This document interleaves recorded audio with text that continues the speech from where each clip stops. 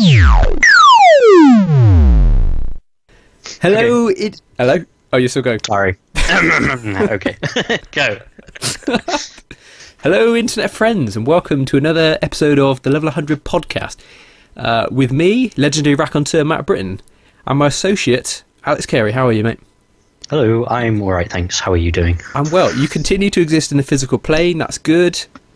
Yeah, every now and then. I Still try alive, to. still paying your taxes. Something like that, yeah. That's good. I've managed to salvage together all the equipment I need. My laptop's died. Luckily, I managed to get the key for the Adobe Audition, so I can edit the show and everything on my desktop. Nice. That's useful. Also, some useful contextual information. I've got set up in the background a page checker because I'm trying to do the Glastonbury secret resale. So if at any point during this recording you hear incredibly loudly a clip of Bowie going changes, then after that you'll hear immediately a scream, me fall off the chair, and then desperately try and type in my details in the 90-second window. Right. So that's just the context. But it's fine. We'll just carry on if not. So we've had a little hiatus, but we're back with a new and exciting format. So this week we're going to talk about some of the news. We're going to talk about the Wii U launch. That's probably the big news of the last few weeks. The Wii U launch. The Wii. What the hell am I talking about? The Nintendo Switch, a new console. I know we've been gone a long time, but really, it's not been that long. Was it big news? Was it big news? I'm sure it was a big success. The Wii U, was it? A pass.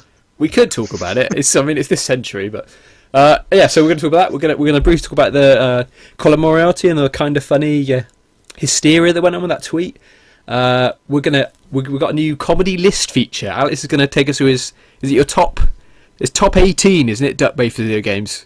Yeah, there was definitely 18 duck-based games that I could come up with. Possibly more. It's an extensive thing. In future, I may have a Dinosaur of the Week feature. Anything could be happening. We're going to talk about what we've been playing. We've got a new feature as well. We're going to talk about Retro Game of the Year. This year, we're going to talk about the games that came out in 2007. We're going to jostle over the best game of that year. And then we're going to finish off with a weekly hate, which, well, we'll change it every week. Just rant about something we hate. And if you're lucky... Hello. I have a question for you, though. Yes. Is 2007 really retro? It's 10 years ago. Does that count as retro? I think we're retro now, though, mate. Yeah. You know what I'm saying? Yeah, you might be right. But then you do hear that now. You know, people commenting on game sites and stuff, and it's, for some people, you know, GameCube is retro now. Yeah, I mean, I suppose when you go a quarter of the life century back into video games, it's might as well be classed as retro, right? Oh, that's a good point. I suppose we're supposed to be only going 30 years of properly commercial, Power Glove, Pong, that's no, it's coming up to 40 years. Coming up to 40, definitely. You might be right, actually. Okay, so let's go straight into the news, shall we? So yeah, of course, the Nintendo Switch. That was the console. Good job. So it's done pretty well. I've got some sales figures. The UK sales, it made 80,000 units in the opening weekend, which is double the Wii U's numbers. It wasn't quite as high as... Yeah, no. It's not quite as high as the 3DS, which sold 113,000, or the PS4 launch, which was 250,000, or Xbox 150,000, and that was 1.5 million sold worldwide in the first week. Interestingly, there's of the Switch? Yes. Okay. Interestingly, there's an 89% attach rate for Zelda, which, well, not really interesting, more like unsurprising. Well, no, because it was one of the games that came out for it. One of the 10. Yeah, I mean that is like definition killer app, isn't it? This new Zelda, because it was. I mean, I think it was on like 98 on Metacritic briefly, but yeah, I mean, crazy. So, what do you make of this, man? Are you excited by the Switch? You haven't purchased one yet? I have not, no. I mean, currently it's a Zelda console, so you're buying it to play Breath of the Wild, and You don't even have to do that because I have bought Breath of the Wild for my Wii U.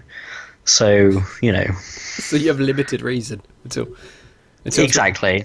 I suppose Mario Odyssey because coming out at the end of the year. So I suppose you got maybe you buy it then. I suppose Something like that, yeah. But I mean, it's one of those things where it's like I might buy it. I might end up buying it in a couple of years when there's actually a decent library of games for it. That's always the question. I'm sort of, I don't know. I'm sort of a bit torn because I'm like, well, obviously, part of me wants Nintendo to do well, and on the other hand, I'm sort of hoping there'd be a sort of a 3DS style sort of, like, oh no, it's not selling, quick, half the price, something like that. Yeah. But at the very least, you got those they didn't do that. They didn't do that with the Wii U, really. So I doubt they're going to do it with the Switch, who's doubling its numbers. So it's got some interesting hardware features. So have you heard about these? The for a safety element, the carts they've got they're coated with some weird bitter substance. Anti-nail biting stuff. Which is interesting. How I don't know how anyone noticed that, but I mean, it's interesting. I mean, obviously Zelda's got incredible reviews, so I'm interested in that. The other, what was there? There's 1-2 Switch. It's a bit sparse. Super Bomberman R, which people are expected to pay £50 for. I think there's a Skylanders. Weirdly, there's a Just Dance 2017. I don't understand how that works in portable mode. Does it? I don't know. I have to look it up. I don't know. Yeah, because surely you would need. So maybe it's got all the movement stuff through the Joy-Cons, but yeah. So you look a bit awkward when you do that on the tube, I suppose. Okay. Yes. Well, I mean, if you're bold enough to do it, why not? So okay, more improvements. So they finally brought in an account system, which I'm sure you agree is brilliant. The game's actually registered to your account rather than the console. So if a meteor strikes and destroys your Wii U or 3DS, obviously you lose the games. Which is not great, especially when Nintendo sort of clearly want you to upgrade. I mean, they all the sort of they also do a mid-gen refresh, don't they? With they had the 3DS XL, and they always bring special editions and things. It was a bit weird. God, don't they have 6 different 3DSs now? 3DS consoles, with 2DS and 2DS XL, and the new 2DS and the new 3DS and the new 3DS XL. I think there's 6 different 3DSs. Yeah, possibly. Yeah, definitely. Yeah, that was, and then of course they don't have the power supply in. A lot of them didn't have the power supply, so it's they're clearly for people to upgrade, and yet you can't. You have to. I think you have to send it off to Nintendo to actually get it transferred onto your new. Which obviously is it's not ideal, is it? It's not really a solution for the modern age. No. It's a bit ridiculous. Also coming to the modern age, you'll look forward to Nintendo is now going to be charging for online gameplay, which is not ideal. But apparently it's only going to be sort of 15-20 quid, hopefully, a year. I was going to say for the year, has to be. But the sort of games with gold / PS Plus equivalent is not so great. You're going to be able to rent a selection of SNES games for a month at a time, I think. Yeah, which is not hugely impressive, I have to say. And games that we've paid for 10 times already. Here you go. You can have them free for a month. It's not a good strategy so far. I'm not overly impressed. It's fair. It does seem sort of fairly expensive, I would say, at this, but even by sort of Nintendo standards. I mean, I've got some prices here. For the Joy-Cons. Sorry, I'm there. 70 quid for a pair, or sort of 40 quid each. Right. Games are sort of looking at 50 quid. I know that's Nintendo tax. That's different. And you can, the grip, the sort of Joy-Con grip that you slide it in to sort of make a sort of makeshift controller when you're playing in the TV mode. That doesn't charge it, so you have to spend £35 to get one that does. Has a little USB socket, so you can actually charge the Joy-Cons where you play. Right. Yeah. And then obviously you've got 60 quid for a classic controller, which I'm probably going to want, to be honest. So it's still quite an expensive proposition at this point. Yeah, because if you buy the Switch, a controller, and a game, that's going to be in the realm of 450 quid, something like that. Yeah, because I mean, it's because obviously there's not That's bundles even. a lot. No. Well, I mean, there are, but you're going to have to wait until the end of May currently for anything to arrive. And that's an estimate. Because they're doing the classic Nintendo thing of understocking everything. Yeah. I don't understand that. It's worse than, like, people will say, like, oh, you just don't understand business. This is a good business move. It's like, how is selling less things than you could a good business move? It's like Donald Trump when he went bankrupt 6 times. It's like, oh, you just don't understand business. It's like, how is losing businesses good? But, Well, I mean, well, I don't know. I'm flawed. But I mean, for example, when Donald Trump released the original Wii console with all those shortages, it was obviously that sort of stoked interest. They say that sort of worked-ish, if you know what I mean, because eventually it came to stock. But when you're talking about like amiibos, when they're sort of, they're sort of not necessarily always replacing the rare ones, and or for example, the SNES Classic was obviously the NES Classic was the big one recently, when it's just like, oh, it's sold out everywhere. We didn't anticipate this at all. We're not going to put any more out, and then you just get sort of, and they sort of don't anticipate the sort of demand of their own fans, and then just people are just getting scalped on eBay. Because I was just curious after Christmas. I'm like, oh, I remember that thing. I wonder if I could pick that up for 40 quid or something, and it was sort of like, nope, 300 quid on like eBay or something, so. Yeah, it's just there's obviously a huge demand for them still. And it was just like, yep, no, we're not going to print anymore. What? Why? You could easily sell twice the amount that you've made. Exactly. I mean, we know there's a hardcore of like, it's always shrinking, but it's probably about 10 million even now, sort of hardcore Nintendo fans. The people that bought the Wii U, despite there only being 3 games for it, they know there are people that are going to buy this nerd crap, this paraphernalia. But it's peculiar. I don't know, because they don't get money for eBay scalping. They could they could sell something. No, so like, okay, I kind of understand that it bolsters their reputation of people want their stuff because they know they're not going to have a lot of it, so they'll go out and buy it immediately.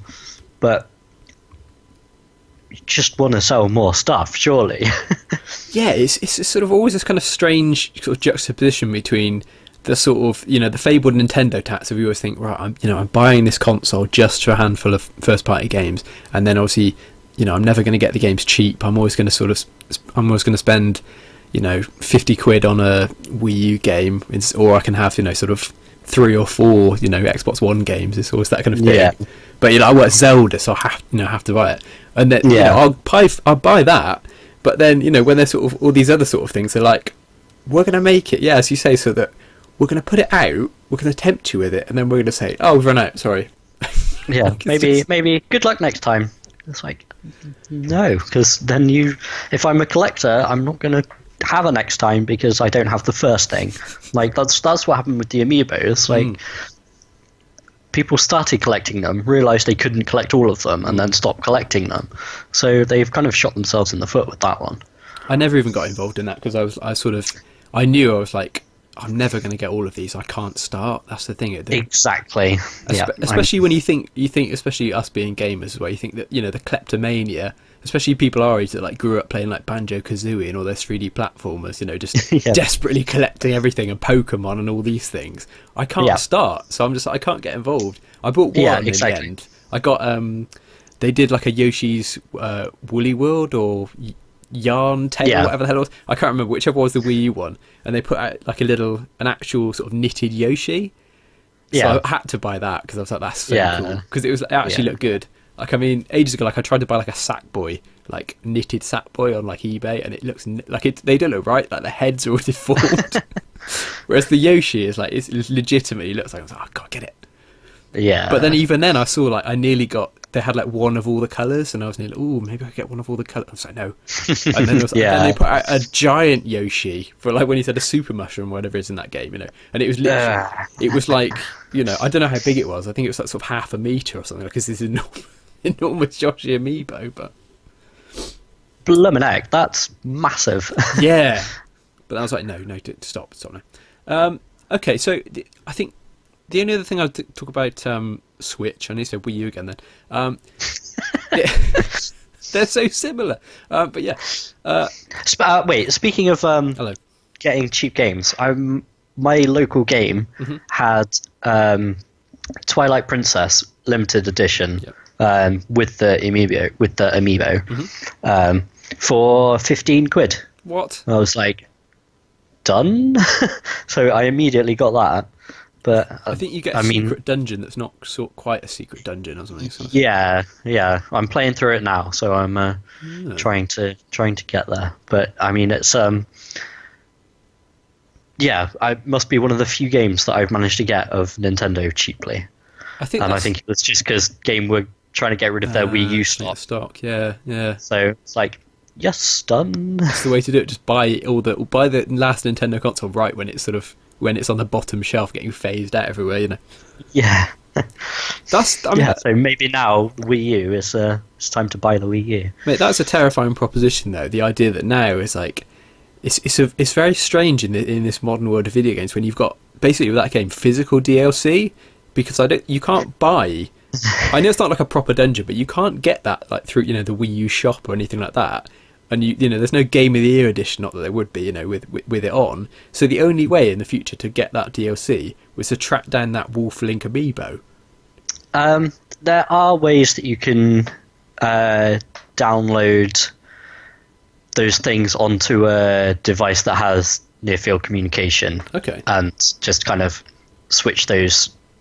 Like switch what amiibo it's replicating, and then put that on your gamepad. People are hacking amiibos. Basically, yeah, because there's no security on them, so people are finding it quite easy. Yeah, as well. So I think there's something that you can buy off eBay that for like maybe 10 quid or something that you can download up to about 200 amiibos worth onto it. 200 amiibos. Yeah, just into one little disc, and then it saves you a hell of a lot of space as well. Because imagine having 200 amiibos like cluttering your house. That's true. I mean, it is a weird concept, especially when you think these days people. I mean, not me. I love physical, but some people are. Oh, I can't do physical media anymore. I have to have nothing in my house. Just sort of an IKEA kind of set with like a single book on a shelf or something like that. But they're like, so I'll get rid of that. But I'm gonna have hundreds of amiibos in all the space. Yeah. But pop vinyls. Indeed. It doesn't sound better. You're making it up. It's not possible. Hipsters. So I am excited though about the upcoming virtual console. It's not out now, but it is incoming. We haven't heard much about it. What I'm really interested in is there's an IR pointer in the right Joy-Con. So I'm thinking surely we're set up for Wii Virtual Console finally. I'm just saying I want to play Super Mario Galaxy again. That's what I want to do on the tiny little screen. Yeah, that would be pretty cool. I was going to say in my car, but that's not acceptable. That's not a way to live. Have you got a Switch? No, I haven't, mate. Okay. I just bought a car, so I can't afford anything. Yeah, exactly. Like that's the problem, and a lot of people will be in a position where they can't bloody afford the thing. Okay, so the only other big news story. We'll talk briefly about it. I know you were never really a sort of a Podcast Beyond fan back in the day, but there's been a sort of some controversy with Colin Moriarty at Kind of Funny.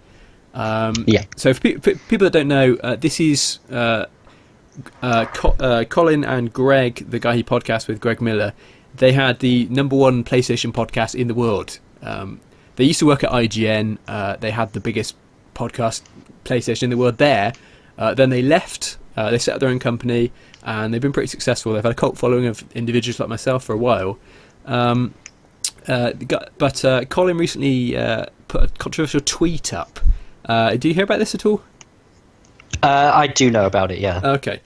So obviously we're not going to get the political minutiae, but this is Colin. He posted a joke basically on International Women's Day of I haven't actually got it here, but it's basically something along the lines of a day without a woman or something. Hashtag. I really should know this, but he said finally some quiet. Oh yeah, is hashtag the only day thing without he woman. said. Yeah, and that was Yeah. and now this provoked furore. Weirdly, I think the weirdest thing I saw about this is there was an article in the International Business Times, which basically stated that Colin Moriarty had been fired for a racist tweet. The weirdest thing, the weirdest thing being obviously it's difficult to work out how that is racist, but yeah, it's an interesting. I think the whole thing is sort of an interesting example of where we are with the internet now and sort of outrage culture. It's a little disturbing, to be honest.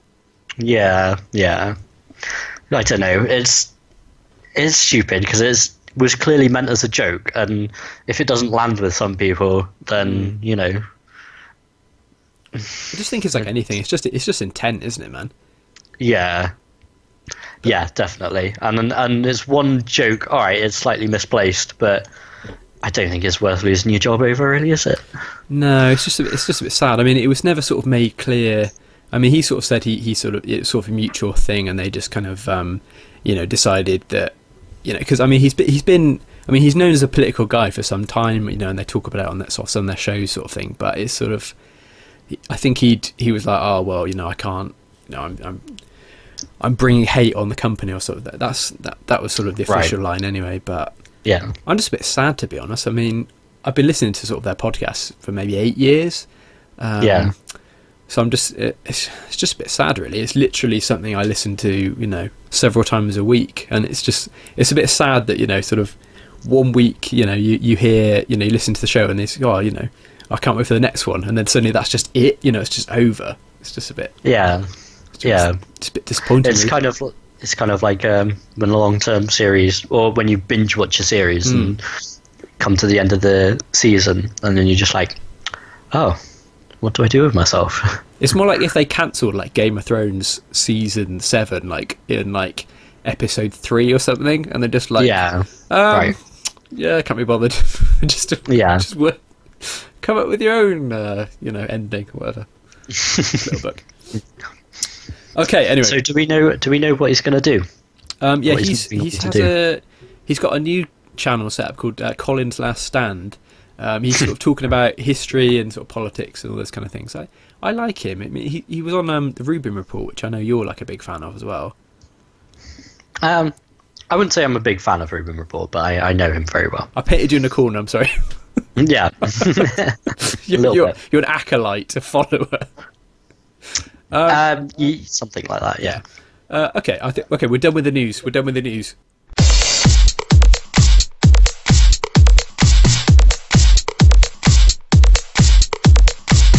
Thought of the show. So this week we're going to talk about what the hell happened to licensed video games. Now, there used to be a feature of everyday life. Only a few years ago, there was EA, especially, and Activision. There'd be, whenever there's a new movie out, there'd be a terrible associated game. Whatever it was, anything. Famous, obviously. E.T. obviously is the big example back in the day. We all know that story, right?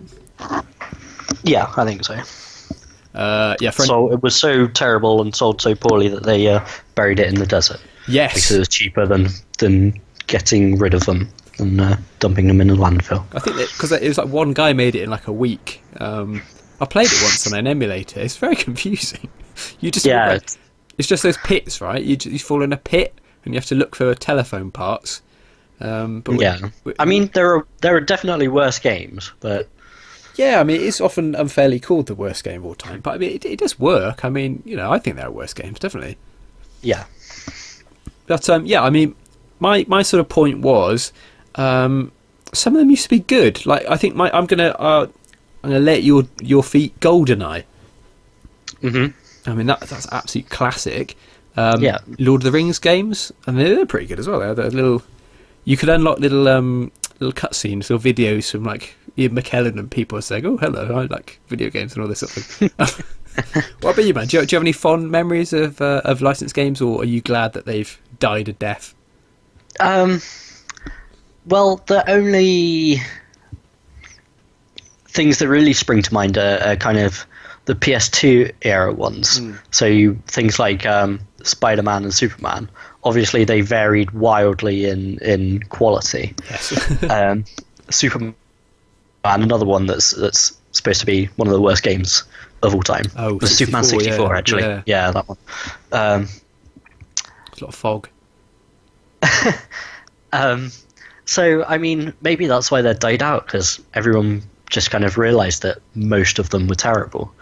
I don't know, though, because, I mean, I think they're kind of like, it's almost like, I'm not a COD hater, but it's almost like now, whereas quite sort of more casual gamers will sort of, they might just pick up 2 games a year, and up until recently that would be, the new Call of Duty and FIFA, I almost feel like that was kind of its time. It's, you'd sort of, whereas perhaps if you're more casual, you'd be like, oh, I like this movie, I'll buy this, Yeah.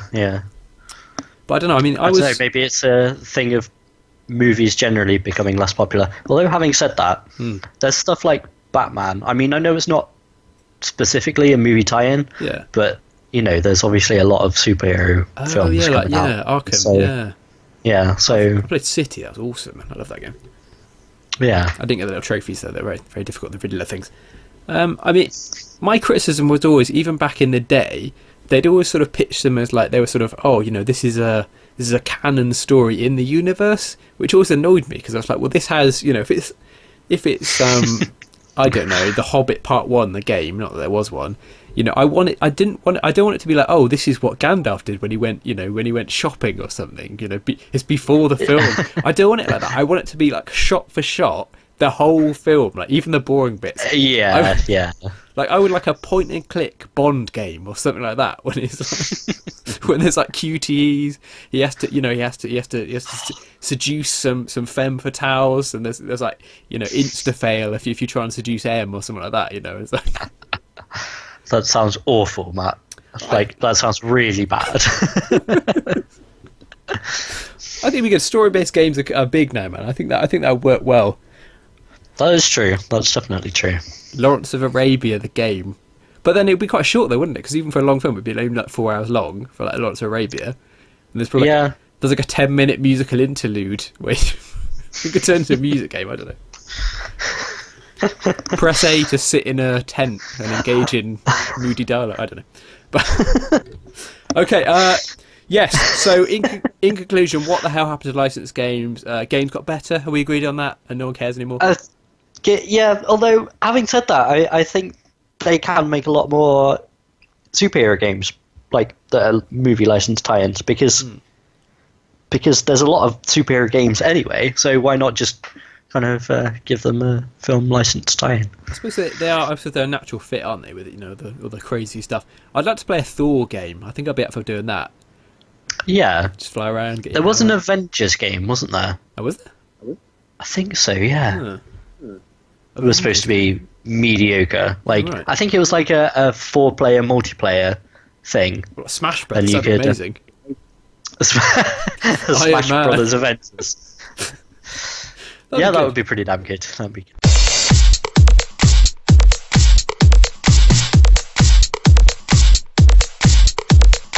Okay, so moving on.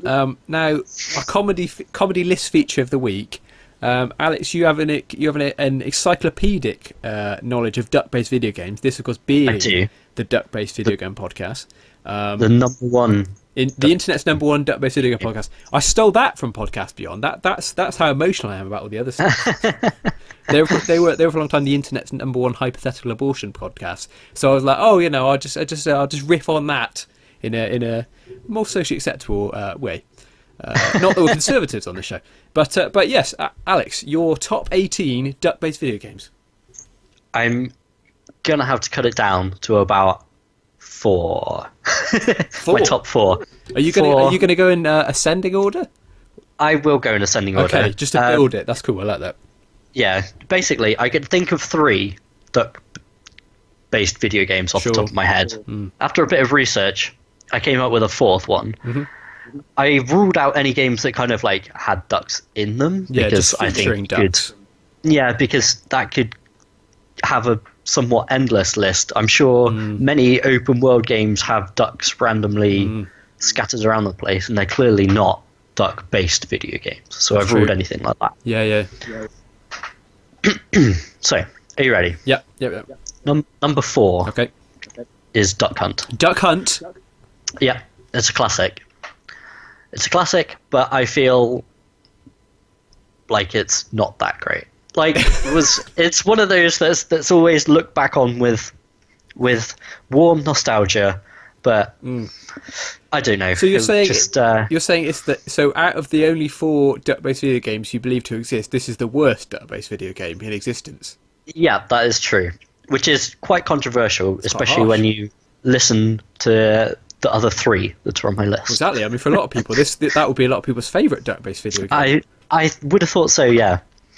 But I just think the gameplay and some of the storytelling of the others just outranks Duck Hunt by quite a long way. So I mean, you've got the little dog laughing at you when you true. miss. Great feature. Well, I don't like it. I don't like him. You don't like the dog? Well, that's Freudian slip there. So it's okay. So it's the dog. So if Nintendo were to re-release it for Virtual Console for Switch, and they were to remove the dog, would you put it higher on the list or? No, I think that would make it worse. Oh really? Okay. Even though I don't like him, it would make it worse if you remove him. He's the one character in the game and you hate it. So badly written. My God. Basically, yeah. Okay. Okay. Number 3 is DuckTales, which is a classic NES game. Yep. I believe it was also made for the Game Boy, which is the one that I played. Now, this is a game where you play as Scrooge McDuck.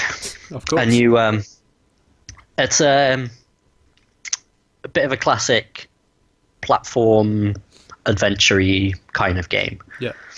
And you use your cane to smack enemies over the head with, and you can also bounce on your cane like it's a pogo stick. And it's simple things like that I really enjoyed about this game. Yeah. There is actually a remastered version that came out. Remastered. Yeah, I'm aware of this. Yeah, came out a few years ago now. That looks incredible. It looks amazing. Like it looks like a newly. It's not just the old game, kind of that you can now play on updated systems. Yeah. It's a fully reimagined version of this game. I guess it's kind of almost. I don't know. I suppose in some ways maybe it's easier to do with a 2D game. I don't know. I suppose you can sort of.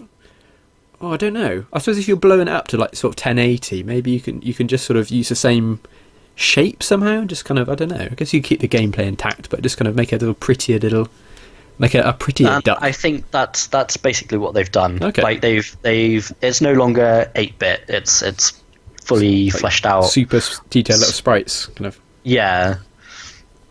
So, although whether they're sprites or not, but yeah, I was going to say I don't think they're sprites anymore, Okay, but I don't know. I honestly don't know. To be honest. But no, it looks like if you think of like Rayman Legend or something like that. Yeah, something more like that. Right, okay. Like, so it's fully prettified. Yes, thank you. Fully remastered, I suppose is a word. Okay, so moving on. Number 2 is the Duck Game. The Duck Game. Yep. Have you heard of this one? I think you told me about the Duck Game. What ducks? What kind of ducks are in this game? It's just generic ducks. It's a game made by Adult Swim. Is it FPS? No, it's a 4-person, I believe, brawler. So it's think Smash Bros, and you're kind of on the right lines. Okay. except you can pick up various kind of weapons and kill people, and one game can be over in about 10 seconds if you. So you can only play as ducks. Yes. Are the wearing ducks various differentiated? hats. Is there like a fat duck that's slow but powerful, like, or No, they're all the same speed. different colours? They're like Yoshis. No, yeah, they wear different hats. Of course. Is the main crux. Oh wow. And there's, I believe they say, a ludicrous amount of various weapons. So there's shotguns and miniguns and all these kind of things that you can go around and kill the other ducks with. I So it's suppose. like Smash Brothers meets Worms, but with ducks. Yes. That sounds good. Yes. Okay. So it's a really frenetic 4-person brawler that's super fun. So. And you recommend this That's- above such famous duck-based video games as DuckTales and Duck Hunt? Yes. Oh, okay. I do. That's bold. Okay, that's cool. Yeah. And my number one is probably a bit controversial. Is Quackshot. Quack Shot. Yes. Like Crack This was- Shot. I get it. This was Donald Duck. It was another adventure platformer game. I had it for the Mega Drive. Yeah. And you had a plunger gun. So you would fire plungers at your enemies. Yeah. And when you got upgrades for this gun, they stuck to walls and you could jump on them and climb higher up as needed. It's like a hook shot. No, so the plunger would like plunge to the wall, would Yeah. stick and plunge to the wall, and then you jump on top of that plunger, jump up, fire another one, and then you can jump on top of that second one, and away you go, up and away against giant walls. So I feel like the age of the duck-based video game is sort of very much 90s, early 90s. It's like NES and SNES. Yeah. There's not too many around. died these days. down. I think the duck game is about the only one. The best duck-based video game for the last 20 years. Did it come out? I think it probably came out more than 20 years ago. Oh, I'm sorry. I was confused. I thought it was a new one then. So you don't know of anything. So what's the most recent duck-based video game you know of? The duck game. The duck game. And when was that? I will have to look it up. Hang on. Will be alive or dead? Oh, definitely alive. Like Oh, okay. I'm thinking it was maybe 3-4 years ago, something like that. Oh, right. Okay. Very much alive, mate. Yeah, If anything, too alive. yeah. Whereas Quackshot probably came out in 91, something like that. Sorry. Yeah, the duck game came out in June 2015, so 2 years ago. That's cool. Might be on the Steam sale now. I'm sure it's been on many a Steam sale. Okay. It's only £10 actually on Steam. So, Worth it? yeah. For fans of Probably. ducks? Or just general? General what waterfowl? Just any... I don't know.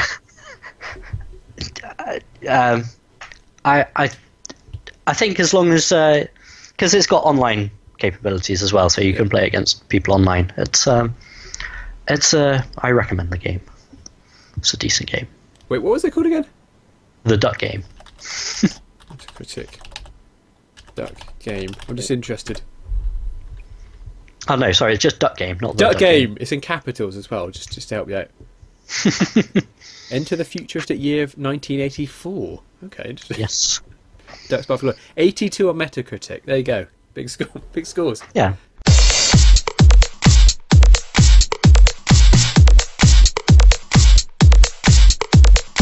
Right. No news. No news on the Glastonbury page at the minute. Okay. It's constantly checking every 5 seconds. No news yet. No news. That may be good news though. Okay. So I guess it's my turn really to come up with something. So I'll talk about what I've been playing. Obviously we've not done one for a while, so I've got a bit of a list. I'm not going to go through everything.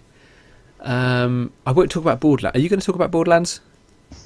No, I wasn't. Okay, that's just a private thing between us. We've just been going through Borderlands 1 for some reason. It's fun. I think it's fun because it's me and you playing rather than it's Yeah. It's not as good as 2, but in any regard. But I've been playing, like you've been playing Twilight Princess. Yeah, a little HD. bit. I should Yes. specify. Yep. Yeah, I've been enjoying it. I thought it was really good actually. It felt quite retro actually playing it now. It's not in terms of like controls or anything like that, but more in just kind of all the sort of design elements. Like I mean, you think of now when we're all playing sort of open world big games like that, and it's like it's that kind of old video game trope of when you sort of, I was thinking this one, as you sort of get to the last boss, and you've always got that sort of point of no return where you sort of go past it and then you're just sort of stuck in the room before the boss forever, if you know what I mean. You can beat the boss and then you just walk back to it, and that's kind of, and you sort of can't explore anymore. You can't go around and sort of say, thanks for saving Hyrule again, dude, or here's a new balloon shooting game, but well done for stopping us dying. So I think it kind of suffers from the same kind of problem as like Skyward Sword, when it's like the overworld kind of just feels a bit like a sort of very polished obstacle course rather than like a sort of living world like Ocarina of Time kind of did. Yeah.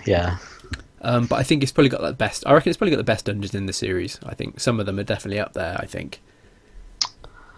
I'm struggling to remember actually, because I've literally just started it again, so I haven't even got to the first dungeon yet. Okay. So yeah, I don't remember the dungeons actually, because it's been a long time since I played it actually.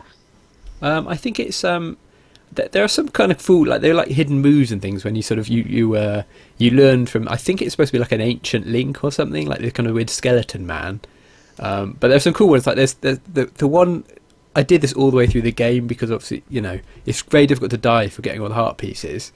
So there's one where you can just basically you have like your sword and shield sheathed, and you can just stand like not necessarily motionless, but you just wander around and wait for like an enemy to attack you, and you've got like a brief second where you can just mash A and you kind of spin around and draw your sword and just kill them instantly. Yeah.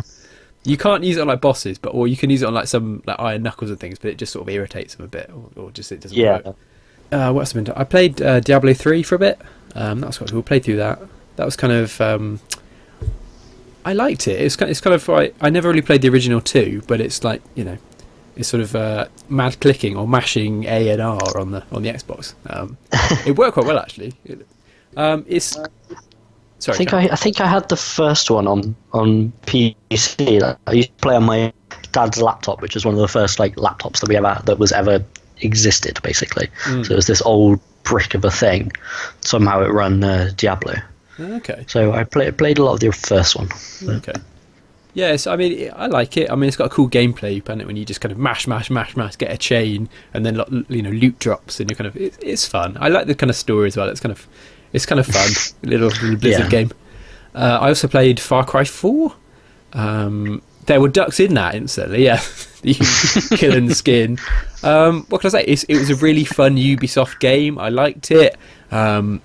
Well, not really spoilers because it's in the name of the DLC. There's a DLC when you go around sort of hunting yetis and things. That was quite fun. Nice. I would just say it was just fun. It was just a nice, simple Ubisoft game. There's a story of sorts, but you're just going around, climbing up some kind of tower, opening lots of icons on the map, and then going around saying doing lots of quests. It's just fun. You can just switch off and listen to something. Yeah. I played, for some reason, I was on PS4. I played GTA 3. Which has got kind of been not remastered, but they've just given it trophies. I never played it, so I saw it on the sale and I just played through that. How does that compare to the other ones? Not, I mean, it stood up a hell of a lot better than I thought it would, to be honest. I think maybe just because it was so sort of revolutionary for its time. It was fun. I did have a good time playing, and actually there was less, especially like Vice City. There were less sort of horrendously frustrating missions, if you know what I mean, and sort of, yeah, I enjoyed it. It stood up okay. Didn't look great to play a PS2 game, but who cares? The only other, I've been playing quite a few recently, but I'll save them for another time because it's only the last week or so. I will just mention I did go through Uncharted 4.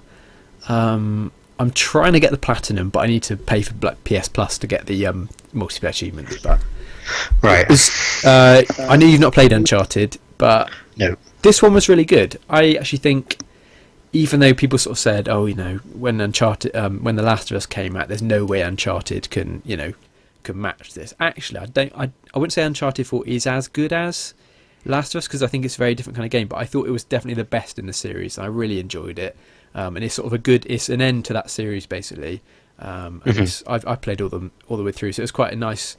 Obviously, it's a story-based game, so I'm not going to ruin the story or anything. But there's a very sort of satisfying conclusion, if you know what I mean. You're kind of get closure on it, of something. It's like one of those things. Quite nice. Yeah, and you sort of. It's like any series like that when you kind of remember, where was I when I played, the first game or something like that. So it's kind of that you get nostalgia for where you were and the story, but very polished, really well worth playing. I very much liked it.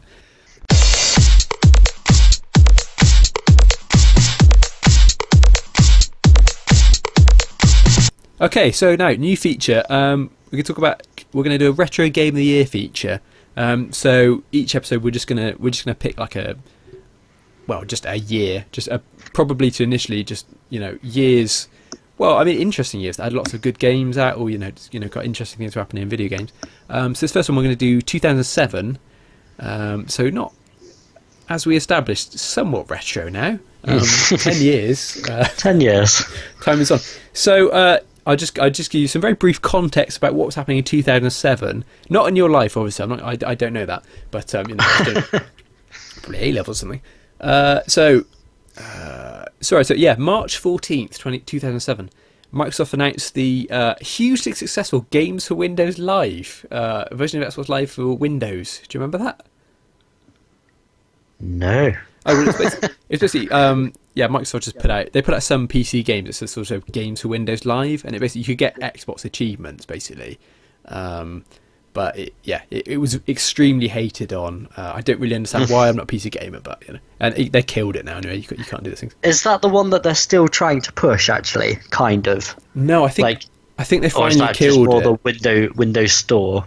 Oh, that's Windows Store you're thinking of, yeah. Which is, I would argue, worse, but. Yeah, it's kind of weird. I've got this list of I had Halo 2 on PC, and it was like the only. I was in halls at uni. I couldn't get Xbox Live to work because it was blocked, but I could get Games to Windows Live to work through my laptop. So I was playing like Halo 2 multiplayer on PC. On PC with a controller. I did really well actually. All this mice and keyboard nonsense. I beat those dudes. But now I've got this achievement list stuck on. Yeah, like I can never finish it. So. Yeah, right. I bet there wasn't a hell of a lot of people playing that though. You'd be surprised. I mean, I was getting games, but yeah, it was fine. The 27th of March, Microsoft announced the Xbox 360 Elite, featuring an HDMI output. The original Xbox 360 didn't. People forget that you could not output to HDMI. That's how long that generation was. Crazy. That's crazy. It was black with the Chrome as well. I had the Chrome disc tray. 27th of June, Nintendo announced WiiWare. So they were basically, that was what we would now just call indie games, isn't it? Basically, it was kind of their right. Oh, the Wii shovelware, as it should be called. Because I think God, the amount of crap that's on there. There was World of Goo. That was all right, but that was right. Lost Winds, I think, was the other one. Sorry, Cam. Isn't World of Goo coming out on the Switch? Oh wow, that's weird. Yeah, I think you might be right. Actually, I'm pretty sure you are right. It's a bit of a weird one. That there's a few like little indie games. Like I think Little Inferno is another one. I never understood like the appeal of that because I found it to be like a half an hour game. That's it. You're done with it. Why would you want to play it again? Yeah, I never finished it. I got it and I sort of played. I was like, oh, this is kind of cool. But yeah, it was kind of. Yeah, I wasn't compelled by the Goobles. It was very short and very like, oh, done. Yeah. Moving on. Like so why it's one of the few games that you can get for the Switch, I do not know. Yeah, interesting. It's a random, don't quite know how we got to that. But. The Goo. Right, July the 5th, following millions of Xbox 360 dying due to Red Ring of Death, Microsoft announced I think it was a 3-year retrospective warranty to all customers. Damn. That was cool. I went through I only had 2 or 3 die. No, I think I had 3 die. But it was fine. I never had one. I never had one die on Really? me. Because they got better. Like they changed the motherboards. Eventually, they kind of fixed the problem. But yeah, initially they were kind of that was kind of embarrassing.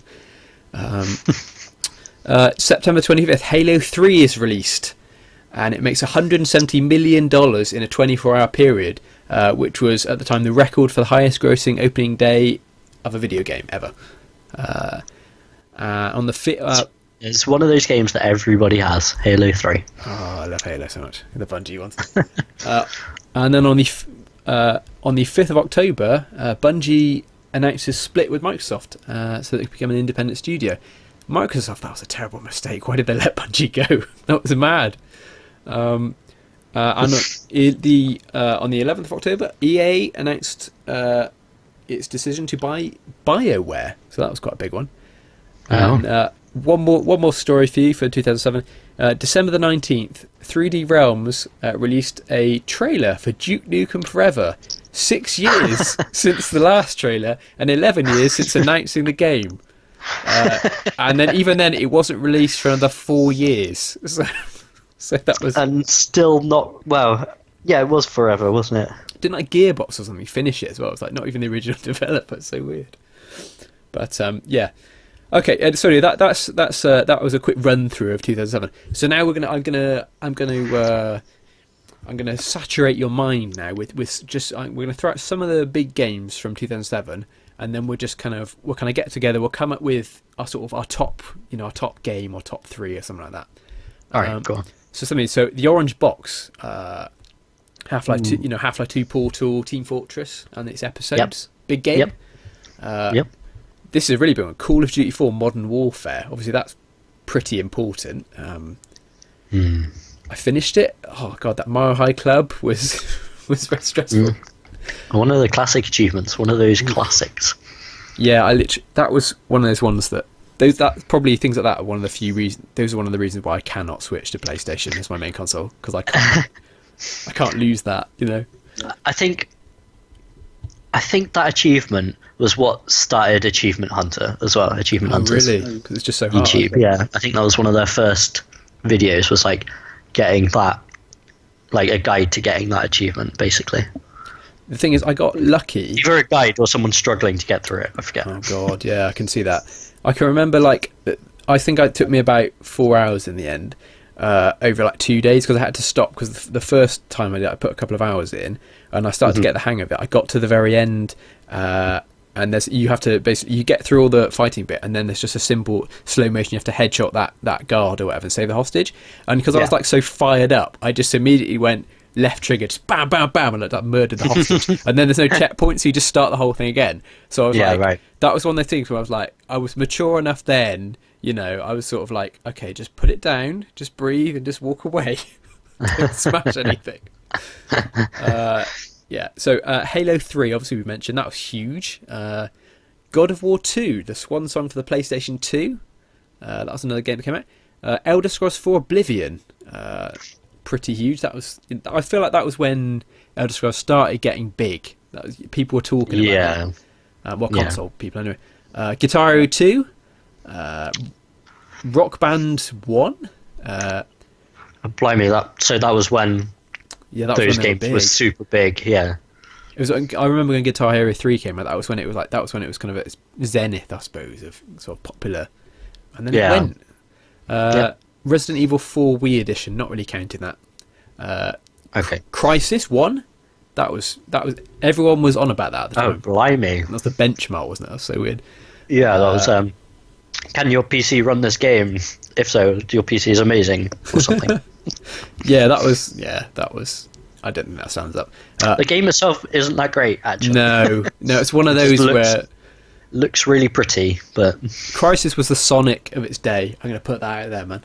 Controversial. Ooh. All the defenders. Oh, where are they now? Mass Effect 1. That's pretty start of a good series. Zelda Phantom Hourglass for DS. Metroid Prime 3 Corruption. I never finished that. Definitely was not the best one of the three. No. Just a handful more. Forza Motorsport 2, not really a racing fan. Uncharted 1, Drake's Fortune, that was a big deal as well, obviously, on the way. Zaka is a blast, and that's a Zaka Wiki, Quest for Barbaros's Treasure on Wii. That was very, very beloved at the time. Oh, Guitar Hero 3 did come out that year as well, weirdly. Oh, that's cool. Oh, Guitar Hero 2 and 3 came out in the same year. Yes. Yeah, I'm not sure what that is. That's what I've got here. Only two more. Crackdown, which I love. I still think it's so overrated, and I can't wait for Crackdown 3. And finally, one that you will love, Pokemon Diamond and Pearl. Yes. That's actually one that I never played until quite a bit later. I think I was a very busy person in 2007. Oh, really? As I wasn't playing a lot of games. No. Yeah, I mean, I got obsessed with those. That was. I think I missed a generation or two, and then I think that must have been. Ooh. What of Pokemon? Yeah, I remember playing it. Oh god, I can't remember. I remember playing it, but then obviously them being old enough that it was like, oh, it's ironic now. But I got super into it, and I had, but weirdly because I had like no one to play with it. I had like one friend who had it, and then we were just playing it, at the same time. And it's like, but then for some reason I decided that I was going to get all of them, but I got into this weird situation where I bought. It was the one where you could put it in the DS, and you could put a Game Boy Advance cart from the last gen and transfer them over. Yeah. So for some reason I had like a cheat cartridge for the Game Boy Advance. I don't know why. I can't remember why I was doing this, but for some reason I was making rare Pokemon, putting them on the like Pokemon Ruby or something, and then transferring them over like 5 a day or however many you could do. I can't remember why I did that because I had a DS cheat cartridge, and obviously I was just doing it. I don't even know why I was doing it because you don't even get any entertainment from having. I just want to see what happened when they got the full Pokédex. I think. I know it's just a shameful act now. But I seem to remember I had some kind of weird faux morality where I was like, I'm only gonna spawn rare Pokemon that I caught in previous games. I'm not gonna do it. So I don't know. It was very weird logic. I never finished it, but yeah. Okay, so I'm pondering this list now. I'm trying to think what I would. What about you, man? Any of those sort of take your fancy as kind of a? I'm gonna throw out. No, sorry. I'm gonna put out there that I think the space adventure game, Mass Effect. that one. I'm going to put that one. I'm going to want that one quite high up. Actually, I enjoyed Mass Effect quite a lot. I liked it. I liked it. I mean, I did prefer the later ones. I know some people really love the first one the best because it's more sort of RPG. And I think it's kind of like the later ones moved away from what that first one was, and people didn't really like that. They just kind of wanted the first one, more of the first one, and better than the first one, because there were obviously big drawbacks to the first one. But this is tough. I mean, for me, I'm going through these trying to think. I reckon I want to be controversial, but Crackdown is number 5.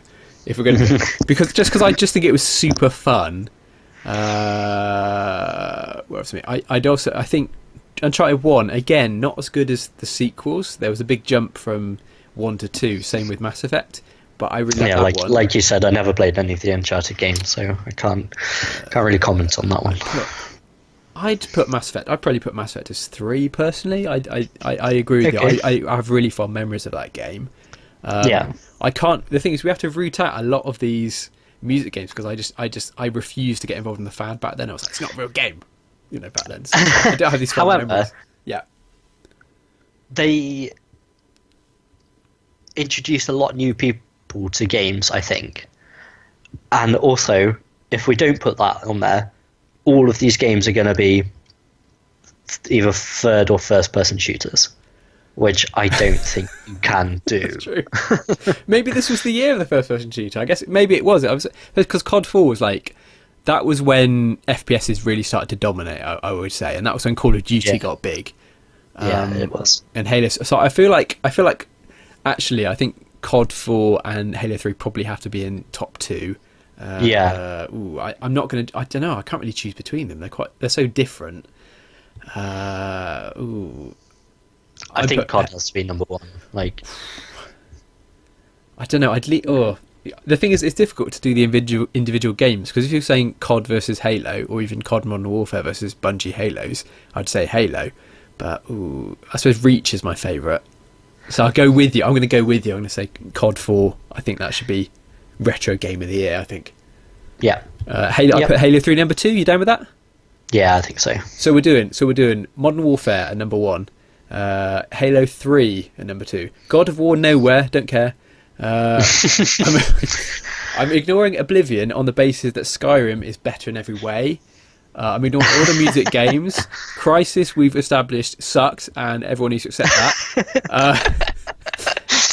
Worst game ever. I genuinely think it's a highly overrated game. Dire, mate. The nano suit. Mass Effect 1, I think, at number 3. Have we done 3? Yeah, no. What am I talking about? Yeah, number 4, Uncharted, Drake's Fortune, and number 5, Crackdown. I think we've got it. All right. That's definitive. I think I would swap Crackdown with Guitar Hero. You swap Guitar Hero for Crackdown? You can have Crackdown. I'll have Guitar Hero. Okay.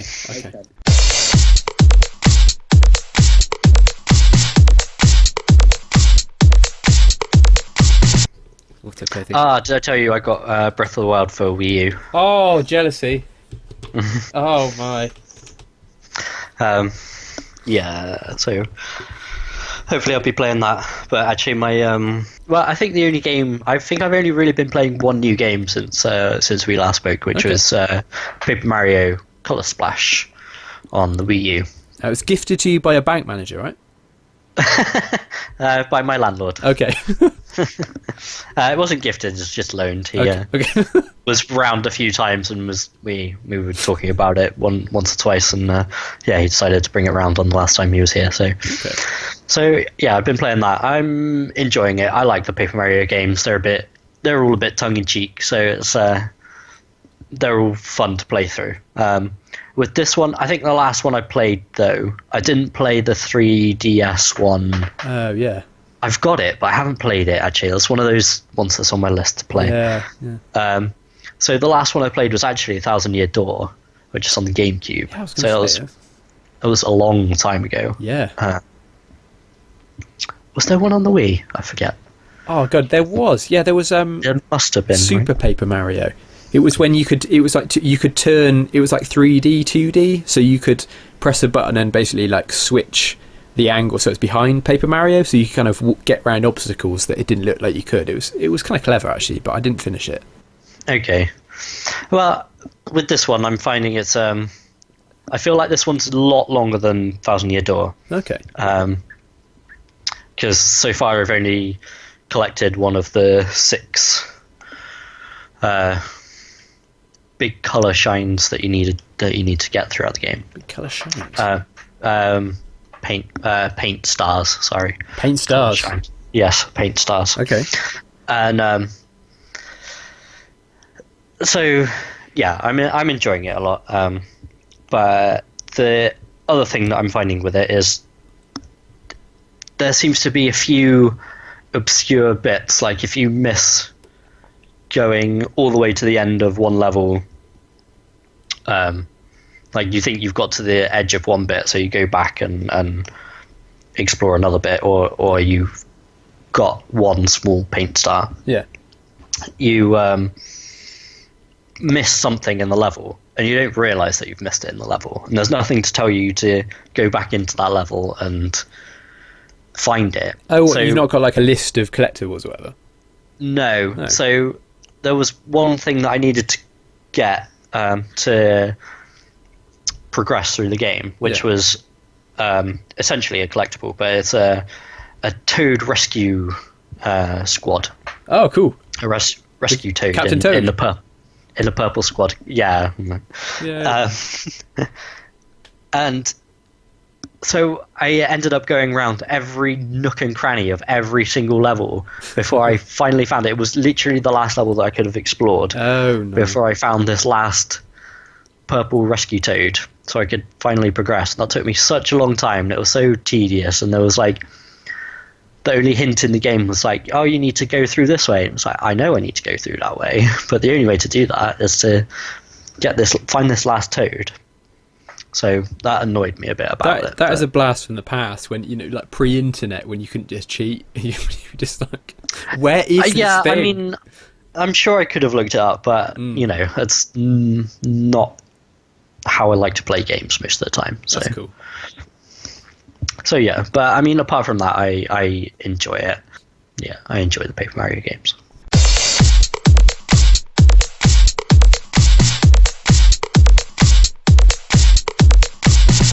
Can I raise a weekly hate? That's what. You can go for it. And then we'll just finish it off. Okay. I'll largely ignore you. No, actually, ignore me. No, well, you can join in. You can raise me something, or you can attack me and destroy my confidence if you so wish. So I mean, my quick weekly hate would be I want to talk about why mobile gaming is a sick plague and should be banned, and people who play GTA on a tablet should be jailed. What do you think about that? Well, how bad is GTA on the tablet? Well, I mean, I think it's unplayable because you have to use the virtual thumbsticks. Oh, God, it doesn't, because I was on a train.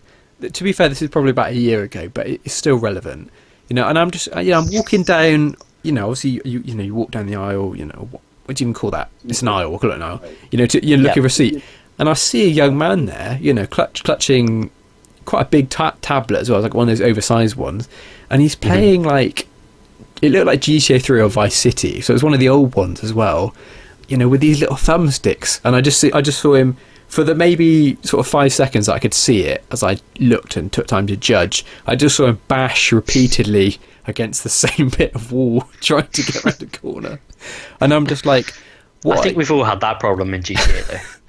Just crashing randomly into a corner.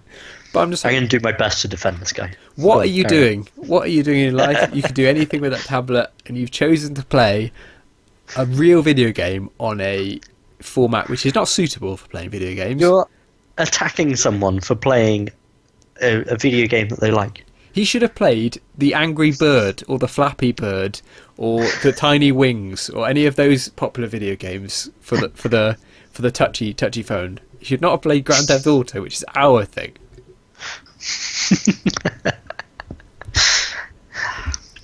I just want more people to experience this game. So even if they play it on the worst platform they possibly can, what's wrong with them being able to experience those games, Matt? Well, I have to attack the concept of mobile gaming, mate. I think it's done terrible things. It's brought in it's a race to the bottom. You brought in free to play, which is a plague in itself. It's like for the most part.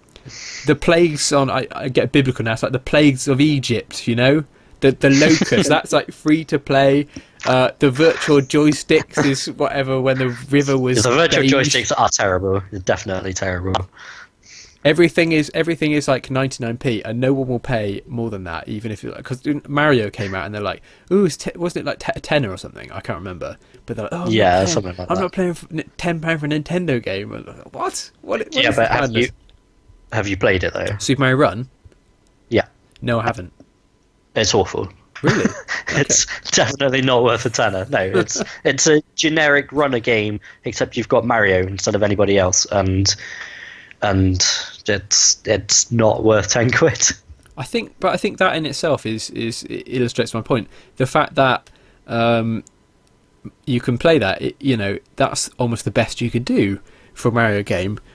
Without using little virtual sticky things, and then in that case you sort of think, what a pale imitation of it's not even a Mario game. You're not even one of the two things you do in a Mario game. You jump and you move, and one of the things you can't do for yourself.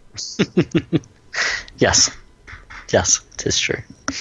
So in conclusion, do you accept my proposition that mobile gaming is a sick plague and should be banned? No. What?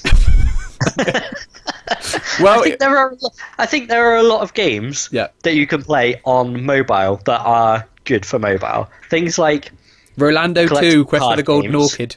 Sorry, what did you say? What? It's a good game. It's got is like it for the mobile? Yeah, it's got like a Mr. Scruff soundtrack. Are you suggesting that there's a good game for the mobile that you like to play? but it's You not. want it to be banned? Do you want to go to jail? Yeah, I'd be prepared to give it up. If you know what I mean. Yeah. Yeah. Well, I think there are a lot of games Yeah. on mobile that work. Stuff like collectible card games. So Ah. Hearthstone and Pokemon TCG and WWE Supercard, games like that, work well on a phone because they don't need anything more than that to play them. There's also games like Bejeweled that you could play on the phone that work pretty damn well.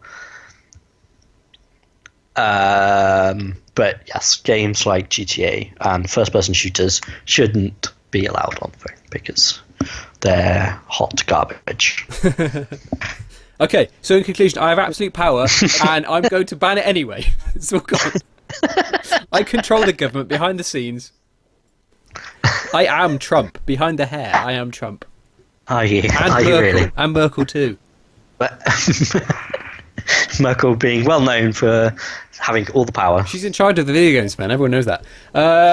Okay, so we've had a good show there. I think we're gonna bring it to an end. Thanks for joining us again. Please like and subscribe. That would mean the world to us, especially Alex. He's saving for a new bird table, aren't you, mate? It's just going to be a little one outside my back door. And I'm going to donate 1p for every like we get to this new bird table fund. So anyway, Toodle Pip. Ta-ra!